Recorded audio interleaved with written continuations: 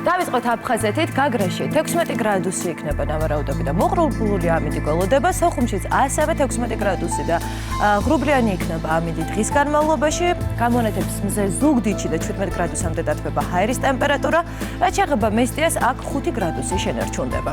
უმეტესად ღრუბლიანი და ასევე მზიანი იქნება ფოთი და 17 გრადუსი იქნება, ბათუმში 18 გრადუსამდე დათბება ჰაერის ტემპერატურა, ასევე 18 გრადუსი შენარჩუნდება ოზურგეთში. რაც შეეხება ქუთაისს 16 გრადუსი იქნება დღის განმავლობაში ქუთაისში, ამბროლაურში უმეტესად ღრუბლიანი ამინდი და 11 გრადუსამდე დათბება ჰაერის ტემპერატურა, ახალციხეში 7 გრადუსი გველოდება, მზე გამოანათებს ბორჯომშიც და 5 გრადუსამდე დათბება ჰაერი, რაც შეეხება ბაკურიას, აქ 2 გრადუსი შენარჩუნდება.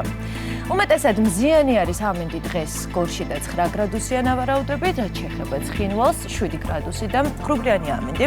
უმეტესად მზიან ამინდს გვიწინასწარმეტყველებენ სინოპტიკოსები სტეფანწმინდაში და 1 გრადუსი, თუმცა -2 გრადუსი ფიქსირდება გუდაურში. გადავინაცვლოთ თელავში სამედაც უმეტესად მზიანი ამინდი და 10 გრადუსია მოსალოდნელი, 2 გრადუსით მეტი რუსთავში 12 გრადუსამდე დათბება ჰაერის ტემპერატურა და რაც შეეხება ჩვენს დედაქალაქს დღეს უმეტესად მზიანი ამინდი გველოდება და 11 გრადუსი შენარჩუნდება თბილისში. მართალია ჯერ არ განათებულა, არ გათენებულა, თუმცა აი ასე ლამაზად გამოიყურება ჩვენი დედაქალაქი სატელევიზიო ანძიდან.